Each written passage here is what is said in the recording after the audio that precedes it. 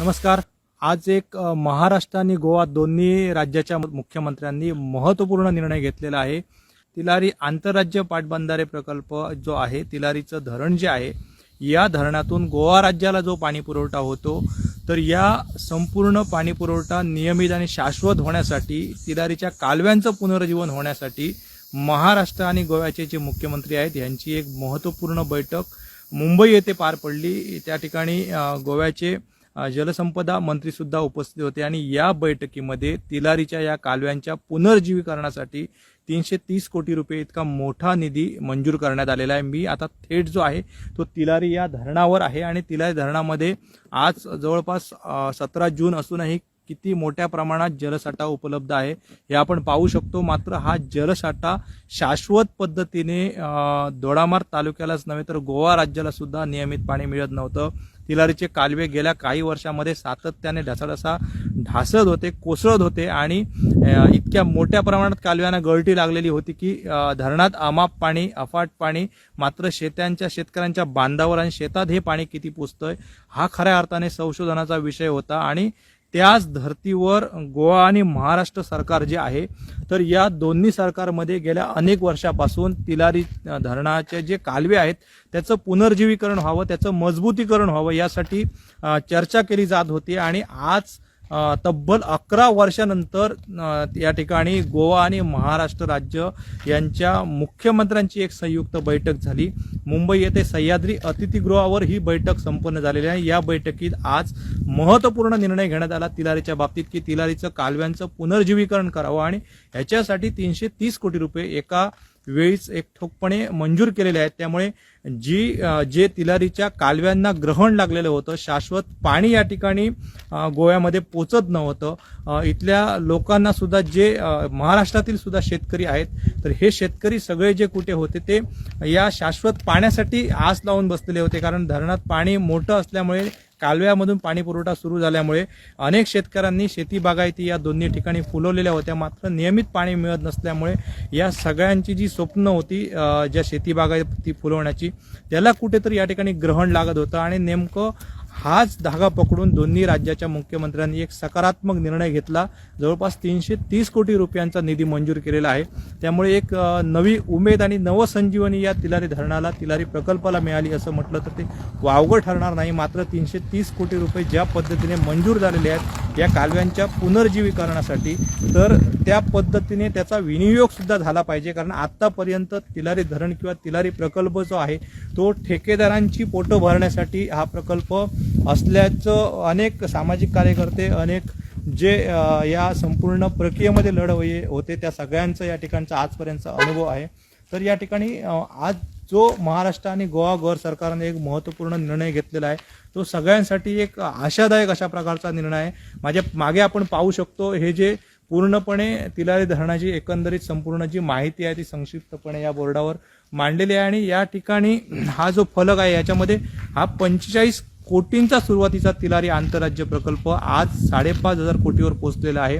मात्र अजूनही या धरणाची जी परिस्थिती आहे ती आणि या प्रकल्पाची परिस्थिती आहे ती अतिशय चिंताजनक अशीच आहे. कारण अजूनही कामं संपलेले नाही, अजूनही हा प्रकल्प पूर्णत्वास जात नाही.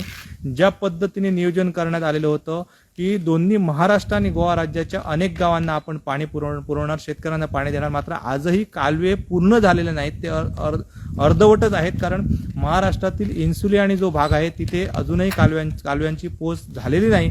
मात्र असं असताना जे मूळ कालवे आहेत, मुख्य कालवे जे मोठे आहेत धरणापासून जे गोवा राज्याला आणि महाराष्ट्राला पाणी पुरवठा करतात, ते गेल्या काही वर्षात ढासळत होते. त्यांचा दर्जा जो आहे तो अतिशय कमकुवत बनलेला होता. कारण या धरणाला जवळपास धरण बांधून आणि आता पाणीसाठा या येथून धरणातून सोडून 20 वर्षाचा कालावधी झालेला. मात्र कालव्यांचा जो कालावधी आहे तो जवळपास 40 वर्ष इतके लोटलेला आहे. आणि या 40 वर्ष इतका मोठा प्रदीर्घ कालावधी झाल्यामुळे जे कालवे जुन्या पद्धतीने बांधलेले होते ते आज ढासळत आहे. आणि त्याचीच परिपाक की या धरणाचं पाणी जे होतं ते अगदी शेवटच्या शेतकऱ्याच्या बांधापर्यंत पोहोचत नव्हतं.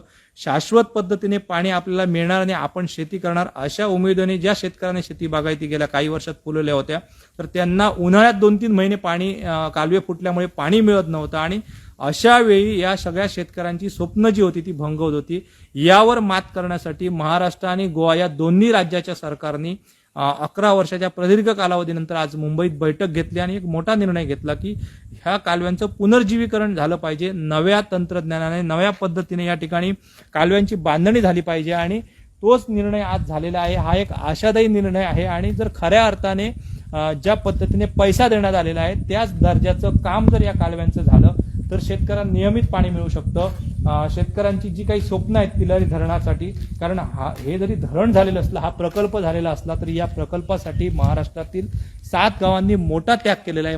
मागे आपण पाहू शकतो हे तिलारीचं मुख्य धरण आणि या धरणात आजही जून अखेर मोठ्या प्रमाणात पाणीसाठा आहे आणि जसा मी उल्लेख केला होता की या धरणासाठी महाराष्ट्रातील जनतेचा मोठा त्याग आहे।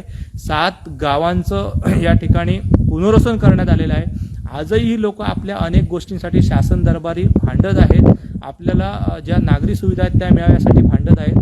हे भांडण नागरिकांचं सुरूच आहे, संघर्ष सुरूच आहे। मात्र धरण पूर्ण झाल्यामुळे सरकार या गोष्टींकडे फारसं सकारात्मकतेने बघत नाही। मात्र ज्या उद्देशाने धरण बांधलेलं आहे या धरणामध्ये जो हा अमाप पाणीसाठा आहे तो तरी निदान शेतकऱ्यांच्या शेतात, शेतकऱ्यांच्या बांधावर, उद्योजकांसाठी गोवा राज्यामध्ये ज्या पद्धतीने पिण्याच्या पाण्यासाठी सुद्धा मागणी होत होती तर यासाठी हे नियमित पाणी मिळणं अत्यंत आवश्यक आहे।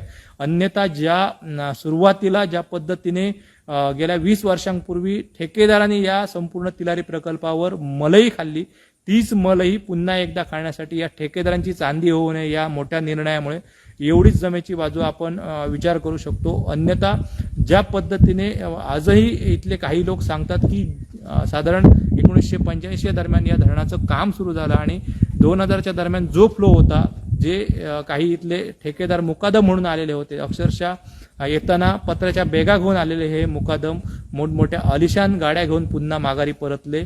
यामुळे किती मोठ्या प्रमाणात मलई या तिलारी प्रकल्पाच्या संपूर्ण बांधकामातून या ठेकेदारांनी तत्कालीन अधिकारी आणि ठेकेदारांच्या मिलीजुली भगतमुळे उचललेली असेल याचा विचार केलेला बरा। मात्र आजच्या परिस्थितीमध्ये ज्या पद्धतीने 350 कोटी 330 कोटीच्या जवळपास ही रक्कम या बैठकीत मंजूर झाली, त्यामुळे आता तरी शाश्वत पद्धतीने, सकारात्मक पद्धतीने या पैशाचा विनियोग व्हावा याच्यावर सरकारची एक चांगली यंत्रणा नियंत्रण ठेवणारी असावी आणि कालव्यांचं काम जे आपण कालवे पुनर्जीवन करतोय तर पुढच्या किमान 40-50 वर्षासाठी ते दर्जेदार राहतील। पुन्हा कालवाफुटी होणार नाही, कारण कालव्याफुटीमुळे जे पाण्यावर अवलंबून आहेत अशा शेतकऱ्यांची नासधूस होते असं नाही, तर इथे कालव्यांच्या खालच्या बाजूला ज्या इथल्या स्थानिक शेतकऱ्यांनी शेती बागायती फुलवलेल्या असतात त्यासुद्धा या कालवाफुटीमध्ये एखादं धरण फुटल्याप्रमाणे मोठ्या प्रमाणात खाली पाणी येऊन या सगळ्या शेतकऱ्यांचं सुद्धा नुकसान होतंय।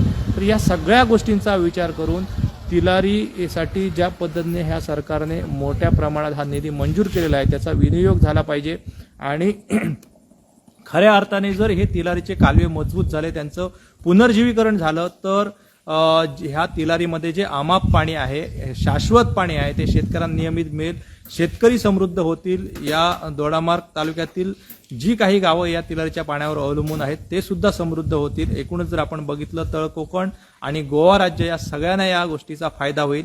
दोन्ही राज्याने एक सकारात्मक पाऊल उचललेलं आहे। याच सकारात्मक ज्या पद्धतीने राज्य सरकारने सपोर्ट केलेला आहे त्याचाच धागा पकडून इथल्या अधिकाऱ्यांनी सुद्धा चांगल्या पद्धतीने ही यंत्रणा राबवणे आवश्यक आहे। कारण ज्या पद्धतीने कालवे फुटत होते तर त्याच पार्श्वभूमीवर इथले जे तिलारीचे कार्यकारी अभियंता आहेत रोहित कोरे यांनी सुद्धा एक सकारात्मक पाठपुरावा केला तिलारींचं, कारण 35 ते 40 वर्षाचा काळ लोटल्यानंतर या ठिकाणी कालव्यांचा जो दर्जा होता तो कुठेतरी दर्जा 25-35 वर्षाच्या कालावधीनंतर कमी झालेला होता। त्याचमुळे कालवे ढासळण्याचं कारण या ठिकाणी पुढे केलं जात होतं आणि कोकणात पडणारा मुसळधार पाऊस या सगळ्या गोष्टींमुळे या कालव्यांना फटका बसलेला होता। कालव्यांचा दर्जा हा तर एक न सोडवणारा कोडा आहेच, पण या काही तांत्रिक सुद्धा गोष्टी होत्या। त्याच पार्श्वभूमीवर गेलेला पाठपुरावा केल्यानंतर 330 कोटी इतका मोठा निधी गोवा गव्हर्नमेंटने या ठिकाणी मंजूर केलेला आहे। दोन्ही राज्यांची संयुक्त बैठक झाली, कारण तिलारी आंतरराज्य प्रकल्प हा गोवा आणि महाराष्ट्र या दोन्ही राज्यांचा संयुक्त प्रकल्प आहे। त्यामध्ये जवळपास 76.70% इतका तो महाराष्ट्र सरकार या ठिकाणी खर्च करतो। त्यामुळे गोवा राज्याने सपोर्ट करणं अत्यंत महत्त्वाचं होतं आणि गोवा राज्याकडनं जोपर्यंत ग्रीन सिग्नल मिळत नव्हता तोपर्यंत तिलारीच्या कालव्यांचं दर्जा जो आहे पुनर्जीवीकरण उपस्थित होती, गोव्याचे जलस्रोत मंत्री सुद्धा उपस्थित, आणि सगळ्यांनी एक सकारात्मक निर्णय घेतला. तिलारीसाठी मोठ्या प्रमाणात निधी उपलब्ध करून दिला. त्यामुळे तिलारीच्या कालव्यांच्या बाबतीत एक सकारात्मक जी आशा आहे ती निर्माण झालेली आहे. निश्चित येणाऱ्या काळासाठी तिलारीच्या कालव्यांची जर पुनर्जीवीकरण झालं तर पुढील 40-50 वर्षांसाठी या धरणाखालील जे लाभक्षेत्रात येणारे शेतकरी आहेत, जे उद्योजक आहेत, जे नागरिक आहेत, हे सगळे समृद्ध होतील यात शंका नाही. धन्यवाद. कोकणातल्या ताज्या घडामोडी आणि लाईव्ह अपडेट्ससाठी फॉलो करा कोकणचं नंबर 1 महा चॅनल कोकण 7 लाईव्हचं फेसबुक पेज.